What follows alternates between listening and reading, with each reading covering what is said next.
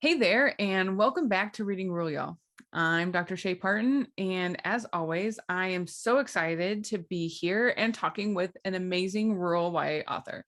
Today, we are going to be talking to Monica Rowe. She's an author, physical therapist, beekeeper, and researcher slash advocate for the social model of disability and inclusive rural health. She's a first generation graduate and studies public health and disability inclusive disaster preparedness at the University of Alaska, which is so cool. She and her family divide their time between Alaska and their apiary in rural South Carolina. Okay, so welcome, Monica. Thanks for having me. I'm so excited to be talking with you.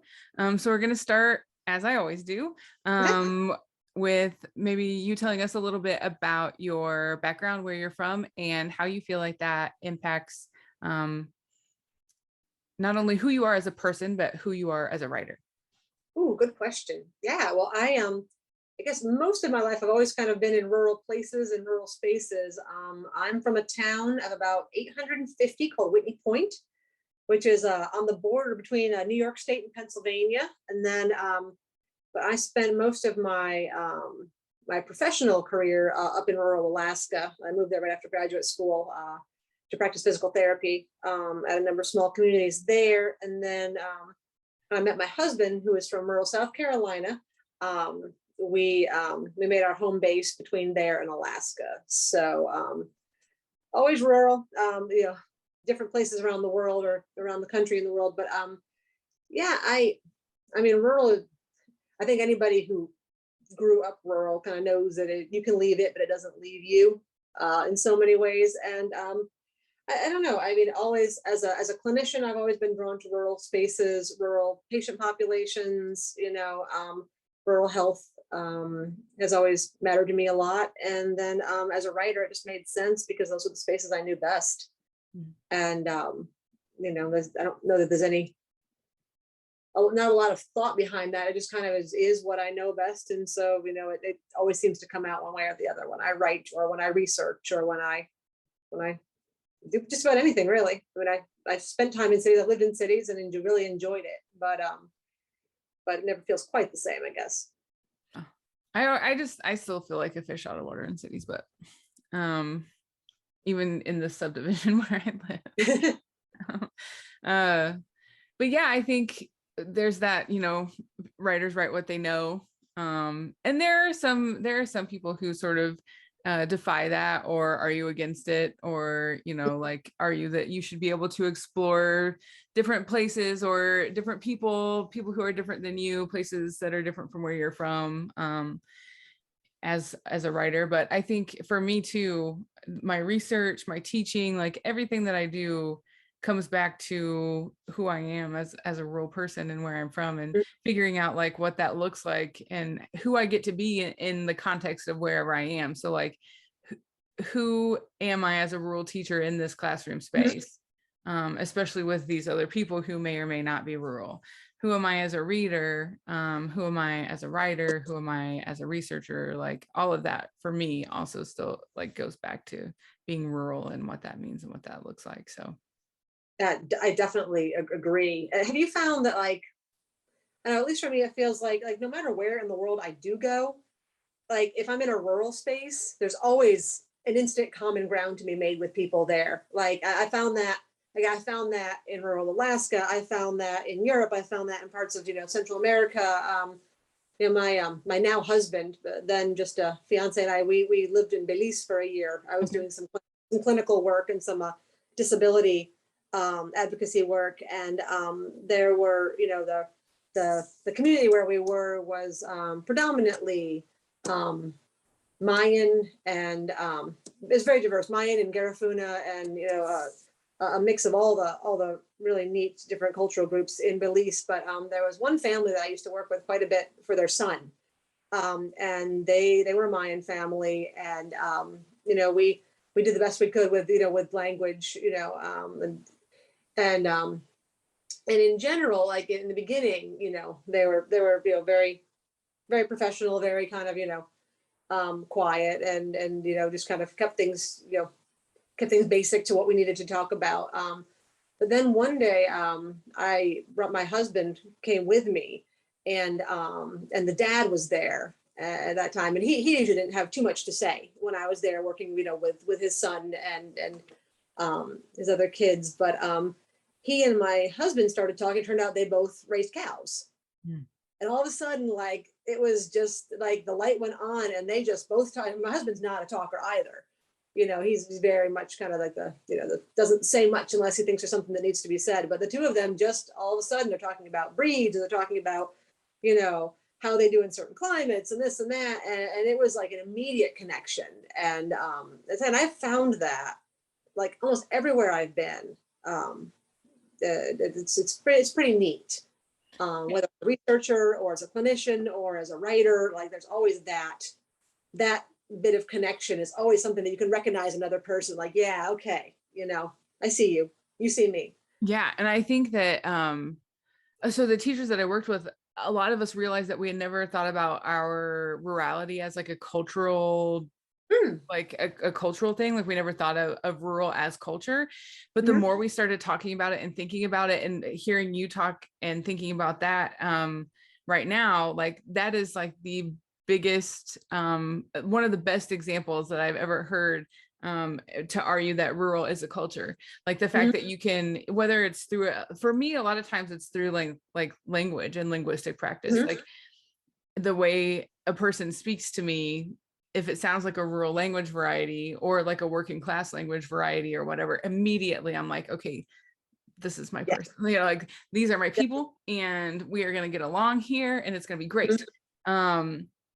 And so it doesn't even necessarily have to be like a certain topic. But to find somebody else who pollinated corn in the summers, or find somebody, like, even just, I don't know, like just somebody who sounds like they're from, in general, like where I'm from, and not even regionally, but just like as a rural person, or as a working class person, like immediately there's just a total change in how I'm going to interact with that person. And for me, I think that is one of the biggest pieces of evidence that rural definitely is culture, even though a lot of people don't think about it like that. It makes a lot of sense to me. And to piggyback off what I hear you saying, I maybe this happens to you. Do you find yourself code switching? Oh yeah, all the time. Right, all the time, right? Yeah, yeah. And then my husband does it. He's from the rural South, and so I mean, he is, his linguistic background, is one that when we're out of the South, not only do people comment on it, sometimes they're derogatory about it. Oh sure. Oh yeah, yeah, because of what our media shows, and but it's interesting, and he's quite secure in himself. He basically says that I love it when people underestimate me because that's their mistake, not mine. So, but he definitely, I mean, his accent fades off when he's teaching in the academic environment. It's very different, than when we're back home. But here, it's different. And then, but if he's talking to other, professors, it's different than when he's talking to people who, run the facilities, because he just switches back and forth, very, very easily. And I know I found myself doing that as well. There's one way I'll speak with, certain family back home, or, and then one way I'll speak in the, with academic colleagues, or in the writing world for sure, but yeah, it's yeah, I feel like, especially when I was teaching in a rural classroom, I did it a lot. And I think then it was more intentional maybe than what it had been for me, because I wanted them to see that like somebody who uses double negatives, and someone who uses ain't, and someone who, deletes subjects from subsequent sentences after the first subject has been mentioned, like somebody who does all of those things is still capable of sophisticated thought and critical analysis.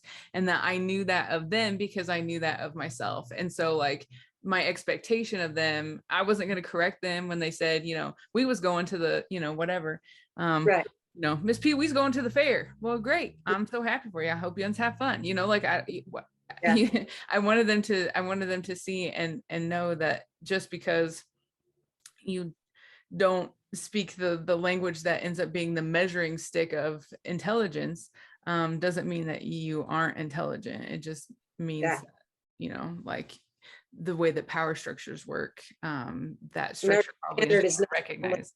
Yeah. Yeah, yeah, absolutely. Um, and so like my husband always knows when I'm on the phone with like my sister or Mhm. my dad or, my mom, because Right. there's a lot more yuns and y'alls and a lot more ain'ts and, Right.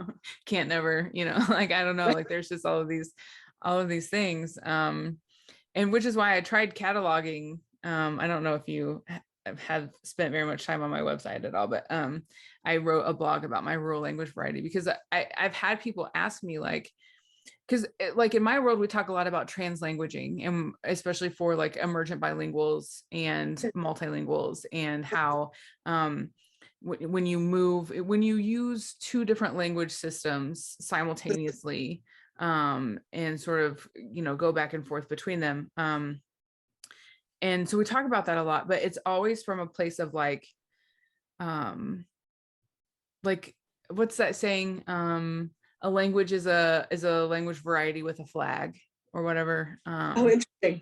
And so so it's always in reference to those kinds of language practices. It's I think more so now with like April Baker Bell's work and like the movements of linguistic justice, people are thinking more about Black language, but in recognizing that as something that people translanguage with, but rural language varieties, especially because rural is understood to be white, they typically Inaccurate. inaccurately, Yeah. exactly, yes, but also because, so I just think that like those types of like working class language varieties, rural varieties, like outside of Appalachia especially, like there's been linguistic work around Appalachian dialects but and language varieties, but not very much done on rural language varieties that exist in other places. And when I was talking to my participants, like I had folks from like North Central Texas, West Texas, I had somebody from coastal South Carolina, I had Okay. somebody from Alabama, Mhm. and there were similarities across Mhm. all of the ways that Interesting. that we spoke, but there were also differences. And so I'm trying to, like, I've never been able to explain, because somebody will be like, well, say something in your language variety, and I'm like, well, Right. it has to happen within the context of conversation. Like I can't just, Yeah. I can't just Yeah. perform that for you like right now. Right. But start talking to me, and maybe we can get there if I get Right. comfortable enough, Yeah. but I learned a long time ago that people won't take you seriously if you don't speak a certain way, and I wanted to be taken seriously, so I worked to unlearn the way that I learned how to speak, and now I'm trying to get it back because I feel it as loss, as sort of a loss of part of who I am, because I can't speak to my family members in the same way anymore. Well, interesting. I think I'm getting better at it. I think it's coming Mhm. back.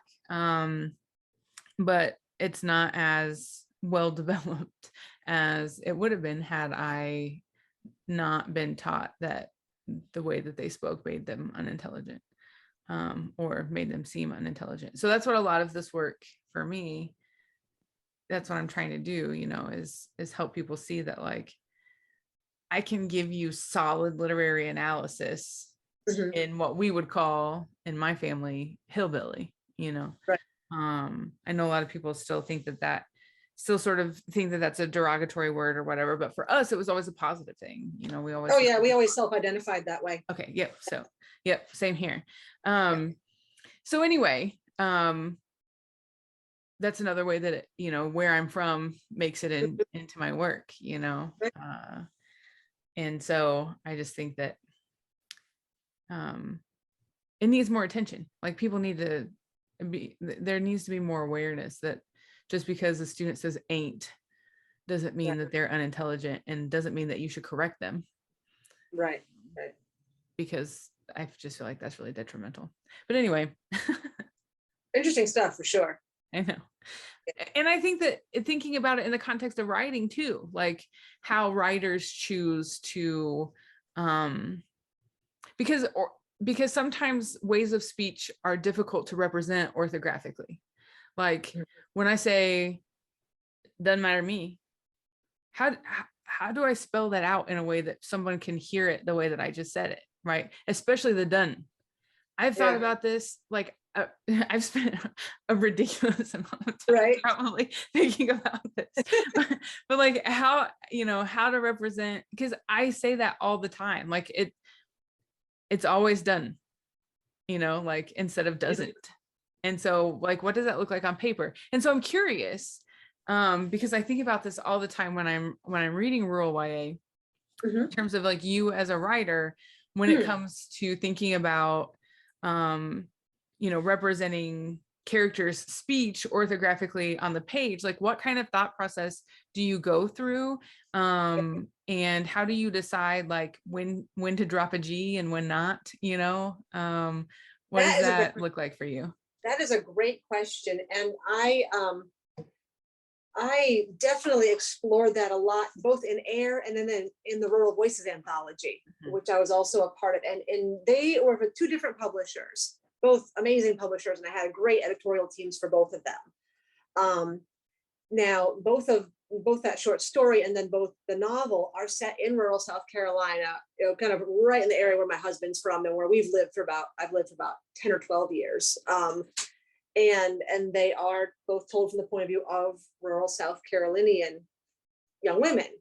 Mhm. And it was interesting, the process. And I had very different copy editing experiences with the two. And then again, neither of them were negative, but in both, there was definitely a lot, especially in the first passes. There were efforts to correct the way my characters spoke, or maybe it's possible that they just thought that I wasn't aware. At first, You thought it was like a typo or something? well, I don't, maybe more that they just thought that that's a mistake that I made as an author. Oh, okay, I see what you And mean. I don't know that. I don't know that because all you have are the notes to go Sure. by, and you write back and forth and track changes. And I said everybody was absolutely lovely, but there were, like with the short story, I remember it very specifically because when I was in the middle of negotiating the contract for Air after that, and the editor who was interested in buying it, Wes over at FSG, I kind of talked about my experience with the Rural Voices, and I said, okay, so I am very particular about the rural language that my characters use, and I definitely understand issues of readability and wanting to make it accessible for as many readers as possible. I said, but I'm not going to change who she is to make her sound like she's from New England or from Middle America. I'm not going to try and make her sound upper middle class when she's not. And he's like, fine, right? And he's hugely supportive. Now, now that said, even working on Air, when we got to copy editing, there were definitely phases in it, different passes where there'd be a very very well-intentioned copy editor's note, how about this way, how about this way, and Wes, my editor, was extremely supportive. He was always like, stet stet stet, I mean, once in and I tried to look at it, also with an objective eye. And sometimes I'm like, okay, can we scale it back a bit? How much is too much? I always tried to give like the flavor, not to write things out, phonetically, because Mhm. I have read books where it is written in dialect phonetically the whole way through, and I don't have anything negative to say about that per se. I can see the value in choosing to do that. My personal style is to try and convey the flavor, try and convey some of the nuance and some of the regional sayings and Mhm. ways of doing it, but maybe without sticking completely true to it, to where it could, sometimes, like, when my husband and his family get talking, sometimes it's hard for me to understand if they're at a family reunion and they really get going, and it is, they're getting deep into their home dialect, and sometimes I'm like, oh, I have to listen, and I want my books to be accessible to a broad range of readers. I also don't want them to come across as caricature to those who might not Right. understand. Yeah. And then I also want, kids, most importantly, I want kids who are rural and from those backgrounds to see double negatives sometimes, or ain'ts, or, certain other infelicities that are, just a part of how people really do talk. And I found, I say, the team at Air was super, super great to work with. And I mean, I never had anybody push back on me after I was like, no, this is really how I want him to speak. And in return, I tried to also look for places where I could, okay, we can, compromise on this one. But with the rural voices, there were that one probably I had more pushback. There were, again, things were very well meaning. I think that they wanted to make them sound as correct as they could, because it's a copy editor's job, right? But there was trying to think. It was a kid. It was a kid in the story, and he was a super intelligent kid. He loves role playing, D&D. He's also, kid from the middle of rural South Carolina. His dad's a logger. Catches a ride in on his dad's logging truck every day, for the study group at McDonald's before they head into school. And I can't remember what it was, what the phrase was, but the copy editing tag said, it offered a suggestion, and it said he'd probably be this grammatically correct. And so I wrote back, I said, how do you expect that would have happened when he lives here, an hour from the highway, 2 hours from the school where they're going, surrounded by a community where this is the dialect? So what are you basing that on? And then there was another one where it was a different character. It was the main character, and it was, again, they wanted to make her grammar, they wanted to make her grammar more American standard. And we went back and forth a couple of times, and we both kind of gave a little bit, and then finally there was a point I said we have to make a choice here. And I said, this is how she'd speak. Are we comfortable with the idea that she can be an intelligent, accomplished, motivated high school student, college bound, who also speaks the way the people and the places that raised her do? And are we comfortable with that? Yeah, because that's what we're dealing with. So if you're comfortable with that, those two things existing simultaneously, then you're going to let me do it this way. And they did, but it took a lot of back and forth, and I finally had to come out and say that. I'm like, no, this is not how she would speak, and by doing this, by trying to change it, you are saying that she can't sound like where she came from, right, and still be intelligent. Yeah, right. Yeah, that's so right? maddening. Yes. Yeah. And so I've sort of experienced similar things in my own academic writing, pushback against the use of the word folks, for example. Like in one piece, the reviewers were like, shouldn't we say people to make it sound more professional? And I'm like, colloquial, but yeah. And I'm like, who I write for, yeah. I write for rural teachers. I write for rural people. I am a rural person. And so I want them to feel at home in my writing. And that means that I want to use the word folks. Okay. Right. Yeah. Or I want to use the phrase hard to come by instead of scarce, because they don't even mean the same thing. Like sometimes that's the most infuriating thing. It's like, right. I will use a phrase that may sound a little more country than what they, want it to sound in an academic paper or whatever.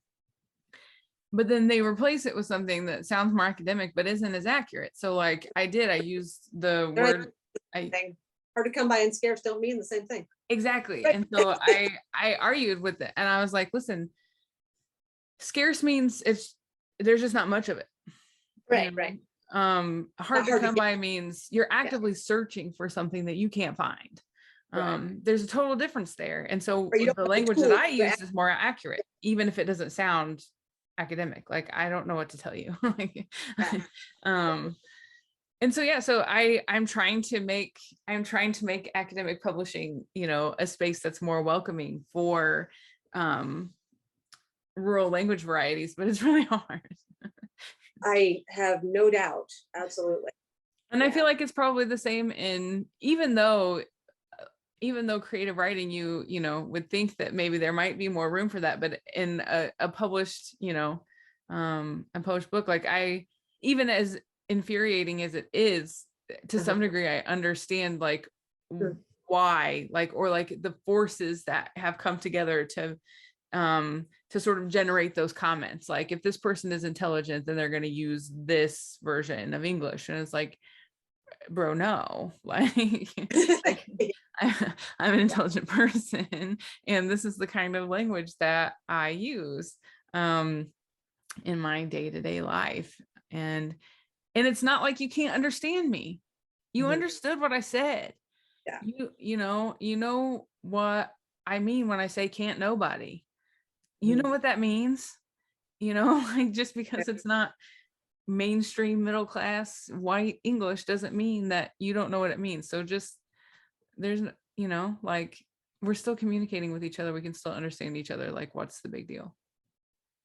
I think the media bears plenty of culpability for Yeah, this. I agree. I mean, it has been convenient and common to push a narrative, and we all know that narrative: the dirty, dumb white hillbilly in the shack, you know, waving bad flags and doing bad things. And that has been a convenient narrative for many reasons. Um, and I could go on and on about that, but I,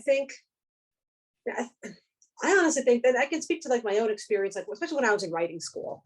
Mm. I didn't notice this as much when I was, in graduate school the first time for physical therapy. We were all doing science. I mean, it was not, we weren't having these talks. It was, but I remember just a lot of like the writing that I would encounter in workshops. We'd have a workshop where we'd all bring in, all bring in 20 pages, and we'd take turns, analyzing each other's pieces. And this was, people were starting to get on board with looking at diversity and looking at stereotypes and portrayals, and is this one a good portrayal, is this not, is this offensive, is this not, and is this true to life. And I heard those conversations about a lot of identities, for which I was very glad to hear, and happy to see that, being actively taken up and analyzed. But I was also seeing, I saw it happen several times where there'd be a piece that just had this super stereotyped, super offensive, portrayal of rural working class culture. And nobody caught it. Nobody called it out. Everyone was like, okay, great story, and like, I remember just after a couple of them, like I ended up in tears after a workshop, because I was like, they're talking about where I'm from and they're getting it so wrong and no one cares. And I felt very dramatic about it, of course, but like, I finally came to realize, like, I don't think people really, I get the feeling people don't know. They don't know, because if they've met somebody from that background, they don't realize it, because those people are like me. I'm passing Mm-hmm. in a certain way, I'm dressing a certain way, and I'm speaking a certain way in this environment, and they don't know where I'm from, or if they do, they're like, oh well, but you're not like that. Okay, so just everybody else where I'm from and everyone that raised me, okay, but I'm okay.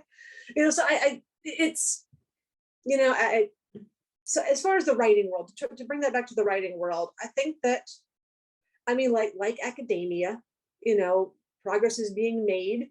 It's still too white. It's still too upper class. It's still too cishet. It's still too, all of those layers of hierarchy. It's still too a lot of things. And I think, it's very urbano-normative. It's very, there's a certain class of people who have the ability and the knowledge that they can even do it, just the idea that they could do it, to go to writing school or become a writer. I mean, I didn't grow, did you grow up with the idea that that was something real people did, or that you could do? Only people from New York, LA, and Chicago. Right, yeah. So the idea of that ever being for someone like you, or some people like you, that was not something that was ever part of my narrative. So I'm not surprised that when I got there, in my 30s, having like saved up all the money, from my very practical physical therapy job. I mean, I'm not surprised that a lot of the people there were just had a very different background and a very different had clearly grown up with a very different idea of what was possible and what was for them. Right. Um, so Yeah. I think it's part of it's that, I don't think there's any big Machiavellian plot per se about it, but I think just you don't know what you don't know. And I think a Yeah. lot of yeah, and I think a lot of people just genuinely think of themselves as nice, aware, inclusive folks, and I think that oftentimes that's easier for folks to do with some identities than others. Yeah, and I think that that goes back to, what we were talking about a little bit earlier in terms of thinking about rural as culture. Like if you just think of rural as like, I don't know, aberration, or like if you as like weird, then you don't think about it as culture. And because the sort of other cultural markers that we use, especially in terms of like race and ethnicity and language practice and all this stuff, because rural cultures, especially like in extraction communities where like policy and economic forces have sort of made them, because there are rural communities that are more majority white than other rural communities. And so that's why the stereotype of rural as a white monolith exists, right? And so when that is the picture that you see, and that is the picture that is continuously painted and disseminated through the media, then you think you know what rural is, and you know it as aberration rather than as something that's being actively othered, and so then it's like perfectly fine to make, Right. inbred hillbilly redneck jokes at the faculty meeting, Oh yeah. Everyone because did. because Acts. Yeah. because it feels like truth, right? Yeah. It feels like truth at that point. And so, and even if it doesn't, like, it almost feels like, especially after like, the election cycles, Yeah. and how that got taken up in the media, Mhm. is I think that people, to some degree, it starts to feel like rural cultures deserve it, right? Like Yeah. somehow, because of the way that they are, Right. is sort of in order to get them to, wake up and be more normal, right? Mhm. Then they sort of need that, tongue lashing, or whatever. It's, Like it's almost it's in some ways it's almost like a, I don't know how to call it, but if you would just listen to us and let us teach you the way, and if you just oh, not right, be right, right. so backward, let us just show you what's, without really understanding what it is to be rural and the specific challenges that come with that, or how regions like Appalachia have been just essentially colonized from within. Yeah. I come from, I'm from the part of New York State that's actually the top part of Appalachia. So it's like one of those top three counties, and Right. it's the overlap of Appalachia and then the Rust Belt. Mm. So it Mhm. got destroyed in the 90s. I mean, everything just, I mean, the bottom fell out of stuff, and we're talking like badly.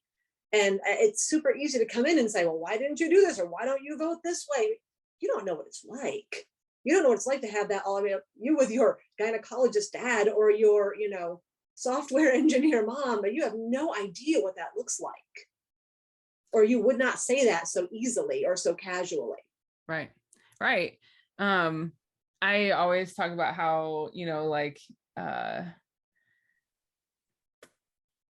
derogatory, like being rural or being hillbilly or redneck or whatever, it's like the last socially acceptable epithet to use, Yeah. like it's completely acceptable to make those jokes, and think of, to overgeneralize and essentialize an entire group of people um based off of what gets represented in TV and film and news broadcasts. People don't see the irony. They don't see the dichotomy there is interesting, and it is so fascinating when it happens. Like and again, and it's often people who think of themselves in other ways to be these paragons of awareness, and they're like there's certain politics and there's certain inclusivity, and I'm like, a big spot that you're not seeing here. Yeah. And yeah, it's have you ever been given the compliment? Oh, you don't seem rural. Has anyone ever given you that compliment? So, so unintentionally, actually, one of my friends, Uh-huh. I hope she knows if she's watching this, how much I love her. And I wasn't, offended. I actually wrote about this on the blog once. She had, she had seen, I don't think she had ever seen me present at a professional conference. She had Mhm. seen a lot of my reading rural y'all videos where I do my analysis and Yeah. stuff like that. But I kind of use more of my rural language varieties within those just because I want to. And I want to show that you can do sophisticated literary analysis and use, rural language. But anyway, she watched, it was like during the pandemic, and so we were like pre-recording videos for, Yeah. of our presentations, and she watched mine, and afterwards she said, and you just sounded so professional. Amazing, right? Yeah. Yeah. And that sure was meant as a compliment. It totally was. It totally was. And she's not rural, but she does work in rural studies, Mhm.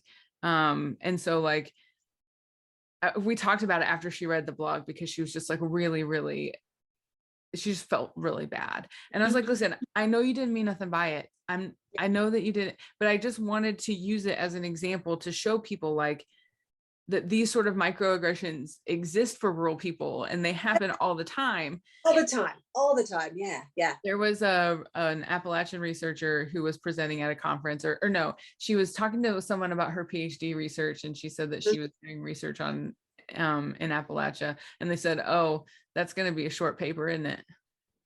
Yeah. Yeah. Like, But I wish I could say I'm surprised, but I've heard so many of those. I mean, I've heard them. I've had them said to me, and again, and with the assumption that it's all a bit of good fun, but you feel that way, right? And don't you hate where you're from? And like, it's don't you escaped, right? So, no, it is super interesting, and I'm so glad we're having these conversations because I don't think that people are unable or unwilling to learn. I think it's just honestly, I think that, I mean, well, some people are always, but there's always that contingent of folks who, think they know all they need to know forever. But no, I think that you don't know what you don't know, mhm. and It's hard to see things from a perspective yeah, of collected experiences that you've never had. absolutely. And I understand that, but at the same time, something that is frustrating is when you are repeatedly telling people like, these are the experiences of people that exist, and Hmm. and this should And be included in diversity, equity, and yes, belonging, um, absolutely. Yeah. because it is culture, it is a marginalized population. Rural people are not just white, but even white rural people, especially from extraction communities, because of their class position, are marginalized. They, you know what I mean? Like, it's hard to get people to see that and to think about it that way. Um, and I have talked to a number of people about it and tried to explain and demonstrate and, like illustrate how like that is. Mhm. Um, but they still are resistant to it. And I think it's just because of the way that we have up to this point defined what diversity is, and the fact Mhm. that it gets codified as like race and ethnicity only. Or And we don't talk ability, a lot about right? class. Yeah, ability. Yeah, Yeah, sure. ability, gender identity. I mean, Yeah, I think that I think we're slowly expanding to become more expansive and more inclusive. And I think it's just, there's always work to be done. sure, There's sure. always work across all of those intersections. And I'm so glad to be making connections with people who are, care about that work and doing that work. And I think it's just how we move forward. But it is frustrating. And just like I think it is for any marginalized group, it's trying to like, this is what we're trying to tell you. We all have those areas where we need to listen, hush up, listen up, and kind of shake up our lens a bit. Yeah. But And I think that's just like uncomfortable, for a lot of people. And so it's hard and it takes time. And I tend to be a fairly impatient person. So I'm getting impatient that, folks aren't seeing things the way that I think that they should see them. But yeah, I just think one of my brilliant dissertation participants said, I don't, are we ever going to exhaust like the amount of space and amount of room that we need to make for people?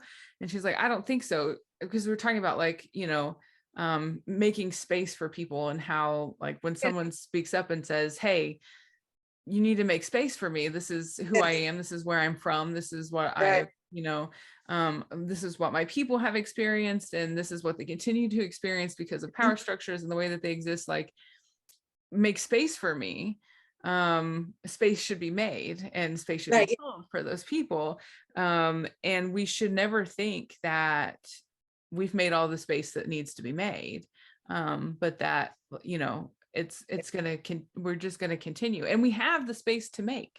You can If always add leaves to that table is table the thing. exactly. Always, there's never like, and if you're, you can add a plank, throw a tablecloth over that plank, make it longer, pull up more chairs. There's not, there's not limited, and making space for somebody else doesn't make your seat smaller. Right, but that's how we think about it, right? Like Absolutely. that there's Yeah. only one pie. Mm-hmm. And the more pieces you cut, the smaller the pieces for everyone else. Yeah, and But it's but not that. and I think that can also be hard, if you've come from a background or a group that's had that marginalization, and that can look like many, many different things, but it can be easy to like, well, wait a minute, I'm supposed to give up some of this now. What about me? What is anybody caring about my pain, about my, it can be, it can be so counterintuitive, like you give grace to get grace, but Right. we all want the grace first before we give it back. And it's, my husband and I have this saying we try to do in our marriage. We call it two-way grace. It doesn't always work, but no matter what, like if try and stop and think, okay, okay, we can say it anytime in an argument, two-way grace. Okay, that's right. And I think give grace to get grace.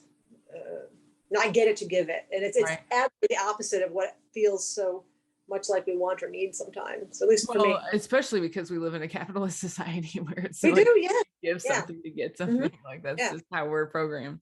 for Um, sure. I recently heard what you were talking about described as like the trauma Olympics.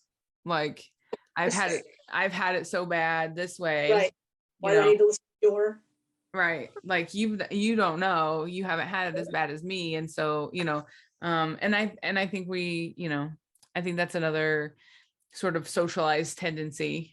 Somebody has to be the winner. Um, Even if the competition is how terrible your life is, like there has to be a winner. And so I think that those sort of social structures and the way that we've, designed society make it difficult to have conversations where we end up making space for people in the way that we should because of the things that we were just talking about. Okay. Yeah, So, I could go on about this at length for sure. I know, But me too. I want to know why you write, or why you decided to become a writer. oh, I almost feel like writing is kind of something that chooses you. Hmm. And I don't taken kind of a long and winding road to writing, and I've, definitely my working class sensibilities, what was practical and what you needed to do, Yes. have both hindered and helped that in the long run. So I don't know, I've always just expressed myself best that way. And it's funny you asked. Just 2 days ago, I actually dug out. I was cleaning out an old tub of my stuff. I found my third grade journal. Got it right there. Started reading some of the stories, and I was looking at it, and I showed my husband. Somebody read me. He's like, "Yep, okay." Like that's where it came from. So I really don't have a good answer to that. I've always just, I mean, books were, again, I'm not going to have anything original to say that any author, I mean, they're, were there times in my life when books were my best friends? Absolutely. Were books an escape for me a lot of the time? Absolutely. Is it how I learned a lot about the world before I got to experience the world? Yep. And I guess, when I write like in the middle grade space, I mean, I was not a particularly, well adjusted or well liked, middle schooler. And so there were some rough times there. And books were so much of a lifeline for me then. And I just kind of like the idea of, I know how much kids at that age need books that speak to them, that speak to their hearts, or just, whether it's just offering an escape in a story or be like, hey, yeah, that's how it feels, just that friend, that friend between the covers. So I just was always drawn to that. I mean, but also I like academic writing, so I maybe it's that like combination of narcissism and total self-doubt, because that seems to be the sine wave that you ride as a writer. So but I just I maybe you can identify with this, but there's a lot of things that I feel like are wrong with the world, or like that I'd like to like fix about the world, and it's it would be lovely if it were as easy as, I'm telling you this is how it should be, so you will then listen to me and take on my point of view. I don't know anybody who really likes that as much as I would love people to just listen to my let me pay attention while I'm on my soapbox and then do what I recommend. I learn best from a story. Mhm. I mean, the things that make me think the most are when I'm not being preached at or scolded, or but and not and you can tell when authors write a story that preaches as well. Mhm. Okay, I can tell. I see what you did there, but it's a little too obvious. Um, for me, I just writing is a way for me to, in my own small way, I guess, make things happen the way I'd like them to, Mm. but also keeping them, within the realm of, I don't Possibility. write fantasy. I write, contemporary realistic stuff. And I like to just kind of, say, what if it went this way? Well, what if we could make this happen a little differently that way? And I like that. And I like for kids to see the possible. Yeah. Yeah, and I think that that's totally evident in Air. Like I think that that story is a story that could have easily been didactic, but I didn't feel that it was that way at all while I was reading it. I don't feel like you were heavy-handed at all. Like, and I think that it would be easy to do that because of what you're writing about and how important it is, and like how you want people to feel a certain type of way about it. But I think that like there are so many complexities and nuances to even people like the principal, that I think are important. And her dad and Emmy and Alay and all of the characters. Like nobody's purely one thing or another. There's a lot of there's just a lot of humanity in your Thanks. characters and in the story itself. And so I really appreciated that about the book, especially because you still told a story. I also learned best through story. Right. And so I just recorded the teaching ideas video for the book like this morning.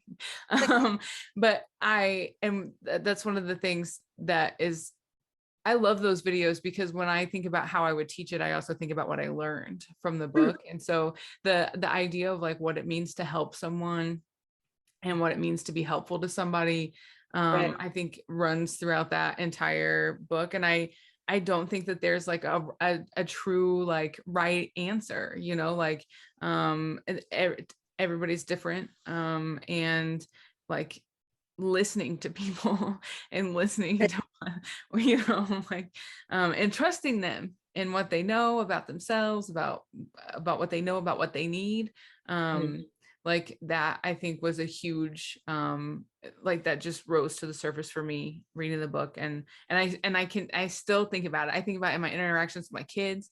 Like what does it mean for me to help them? Like what does it mean for me to what does it just mean? What does it mean to be a good helper? What does that mean? What does that look like? So I thought that was really great. Uh, and then on top of that, like, what does it mean to make spaces inclusive?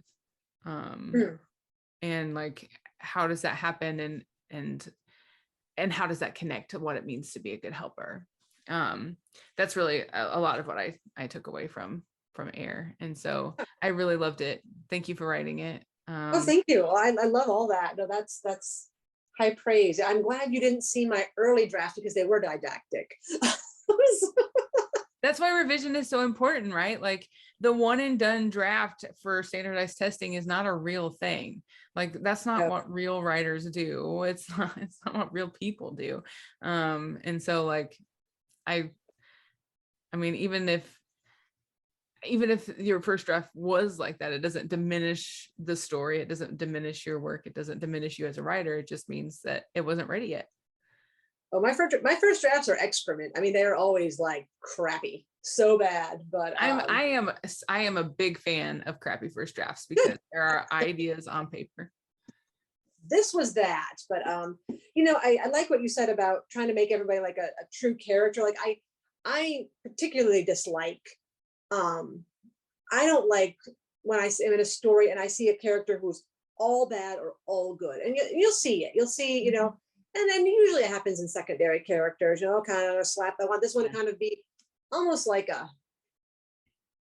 you're going to be like the paper cutout stand-in for this, social ill, or for Right. this character flaw, or for this, and it just, in my experience, I've not experienced people like that. I don't experience people I've never met anybody. I've met plenty of people who I don't really enjoy and I don't plan to hang out with, but I've never met anybody who's all good or all bad, or anyone's got the total lock on morality or the total lock on evil.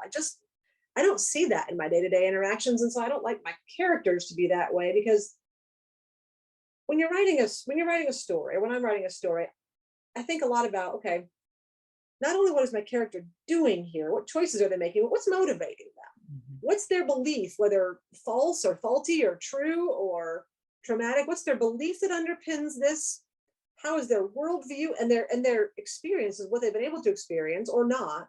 How does that affect everything? How does the way they communicate affect things? Or how does the way that they process grief affect things? Or how does what they've been told about this, or how do finances affect this, or all this? And so I try really Mhm. hard to give everybody, a true humanity, even when there's plenty of bad choices to go around, and almost everyone makes some bad choices.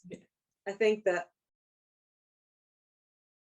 yeah, I can't think of, yeah, even Ale, even she fell in Yep. the hole at the fairy festival, but I can't think of any of them who are all great or all bad. Even the quote unquote villain or two I have in there, even Logan and the principal, that you kind of get. I try to make that, okay, what's going to make them think that way? Mhm. What are they bringing to that? And Mhm. you mentioned the principal, and then he is definitely like, he's kind of like the nemesis throughout, and I wanted him to be infuriating in a lot of ways, and just have that kind of Yeah. I know best thing, and but also I kind of wanted to know, well, okay, what has he been taught about what people can do?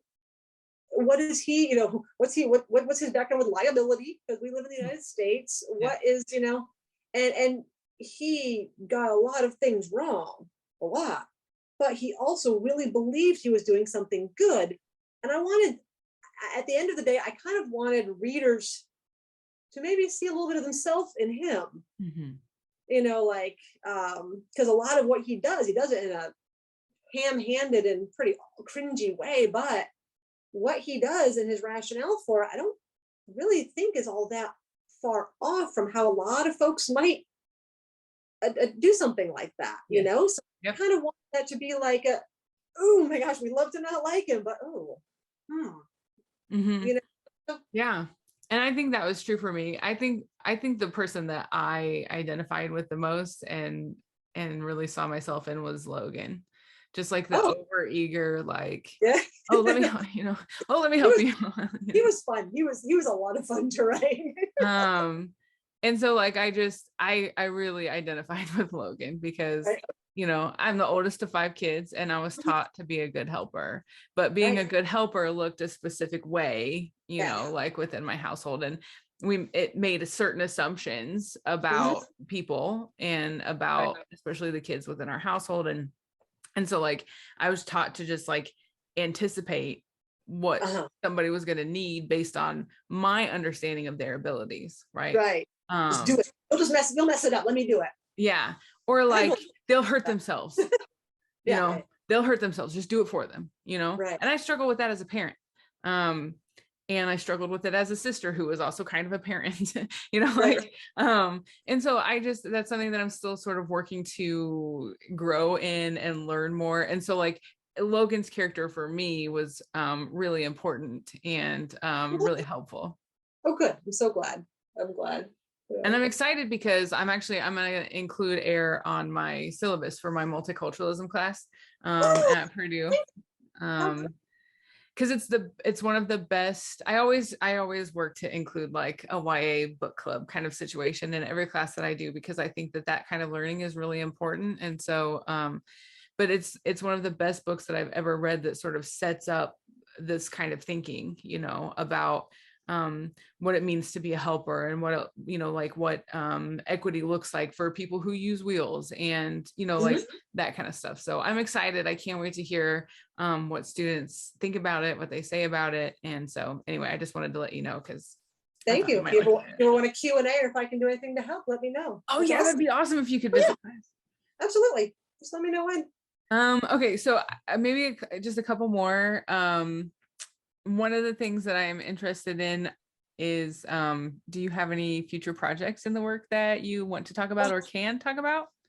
Trying to work on. Well, there's one that there's one that is, I'm in heavy talks with my publisher about it, and the pitch has passed the editorial meeting, and I'm supposed to be getting together the sample pages for the acquisitions meeting, and instead I am like unpacking things and digging in my garden. So, but this is usually the phase. Apparently, I go through this phase. My husband says he's observed it for a while. Always come out of it eventually. But it's starting to coalesce, and I have to sit and compost in my brain for a long time. Like I think I started composting about air probably back in like 2014, I think, and it came out in 2022. So it sold in 2020, but so that was 6 years from the original Start to finish. brain tinglings to actually a book on subs. So this one is set in Alaska, rural Alaska, because that's my jam. That's where I work, Yeah. So it is it's a girl who thinks that she's a terrible Alaskan, and what that means. So That's exciting. Just on people that alone, I'm pumped for it. good. Well, people, as long as I've lived in Alaska, I've worked there a long time. Whenever people hear that when I'm not in Alaska, they say, "Oh, is it really like this?" and insert something, and it's, "Oh, is it really?" There's this whole set of stuff that you're always going to hear. So can you really see Russia from your house? Or so is it really dark half the year, light half the year? Or or can you use American money there? All just the things that are super common. And so I'm kind of trying to spin something around the idea of people think they know what Alaska is, and people think they know who she is. And kind of like, so she goes on this kind of like a metaphorical and a literal quest to kind of change how her community sees her. And then she learns some other stuff along the way, hopefully. So I will say a prayer for me, man. It's not going well so far, but hopefully we'll get there. I have faith in you. I believe you. I believe in you. And when you get it finished and the arcs are out, I would love it if you would send me one. Absolutely, will do. That will, from your lips. And then my last question is, what advice do you have, especially for rural young people who want to be, or even rural teachers, just rural people in general, who want to be writers? The first thing I would say is, yes, that is for you. That is for people like you, no matter who you are. Yes, this life, this, and it's not an easy life or a glamorous life, but yes, what you have to say matters.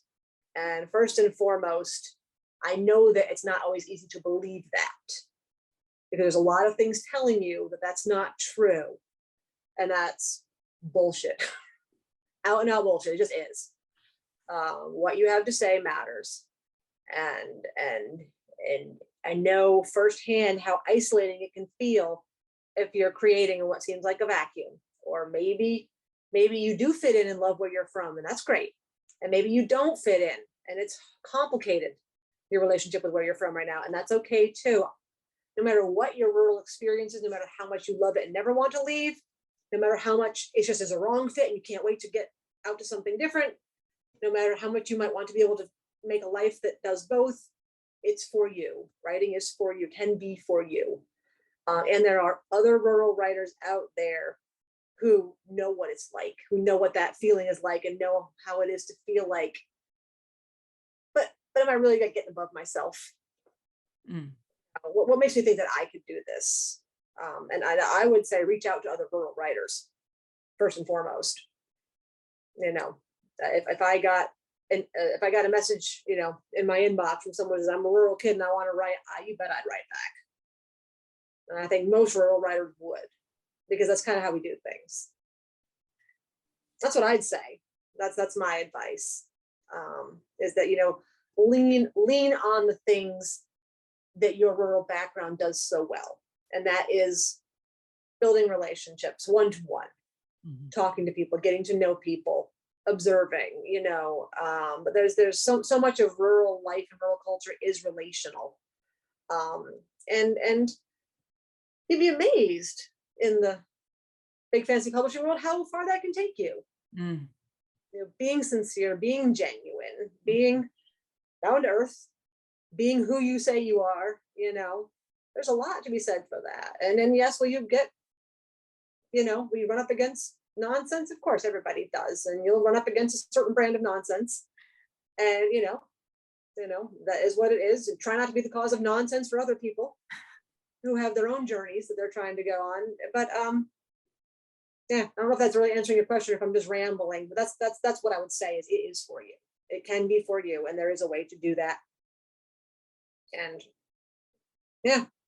Yeah, I think that's great. I think Okay. that's great. I think that's great advice. It reminds me, my papa used to say, you do for family. When you were talking about like reaching out to rural writers and There you go. you know Yeah. how rural writers will most likely respond to you, if that's, you know, how you introduce, if you make your rurality known to them. Uh, And I would say that I have absolutely found that to be true, even in the work that I'm doing. You know, like I yeah. never thought for a single moment that even one author would want to do an interview with me. Like who Okay. I think that all the time. I still think that when I email people to ask, you know, like who would want to talk to me? Like, Right. why would anybody want to talk to me? You know? I still feel that way. So And then I always reach out. And I think that rural people just feel like that connection, taking it all the way back to what we were talking about in the beginning, like feeling a connection with another rural person and just doing for family, you know. And so yeah, I think that advice is spot on, and I have found it to be true in my own work, and I will continue to take that advice, hopefully, and hopefully get more people to come on my show and talk about their yeah. work. But thank you so much for your time today. Thank you so much for talking with me. It's been a delightful experience. I've really enjoyed the conversation, and especially, you know, the critical discourse around what it means to be rural, what that looks like, and how that exists in writing. So I appreciate you making the time, and thank you so much. Oh, my pleasure. Thank you for having me. It was great.